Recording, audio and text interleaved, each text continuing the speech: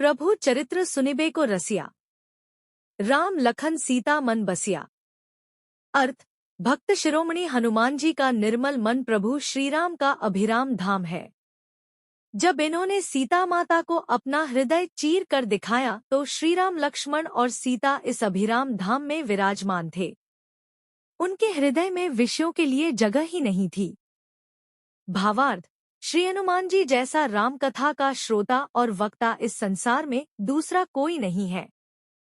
राम कथा चाहे अभिमानी के यहाँ हो रही हो, दुष्ट के यहाँ हो रही हो या फिर किसी धर्मात्मा के यहाँ हो रही हो, हनुमान वहाँ अवश्य पहुँचते हैं, क्योंकि ये राम कथा से कभी तृप्त ही नहीं होते। इस व्यसन से पीड़ित हनुमान जी को उसे बार बार पढ़ना, सुनना और सुनाना अच्छा लगता है।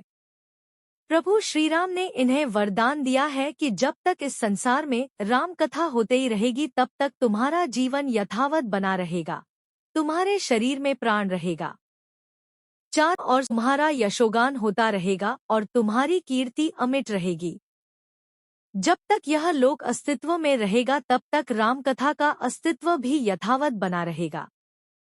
श्रीराम कथा में एक वृद्ध ब्राह्मण नित्य आते, बड़ी श्रद्धा व लगन से राम कथा सुनते। राम कथा पूर्ण होते ही प्रसाद बंटता, भक्तगण प्रसाद पाकर अपने घर को चले जाते।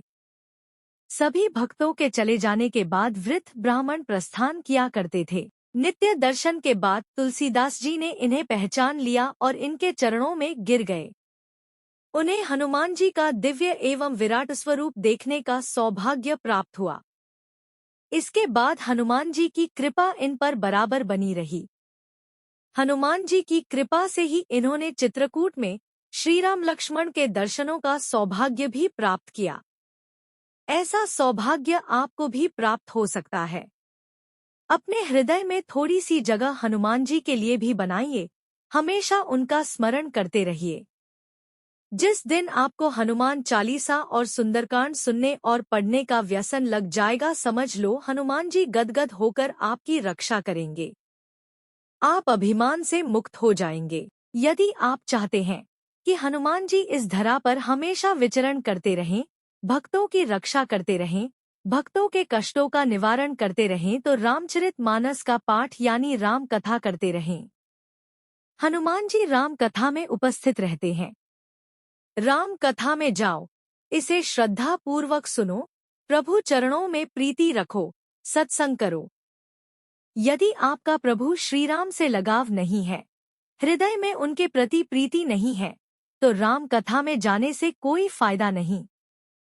संत मोरारी बापू अक्सर कहा करते हैं, यदि ऐसा व्यक्ति राम कथा में जाता भी है तो उसे वहां नींद आ जाती है। राम कथा का लाभ प्राप्त करने के लिए हनुमान जी की तरह राम चरणानुरागी बनना पड़ता है, उनके चरण कमलों की शरण में जाना पड़ता है।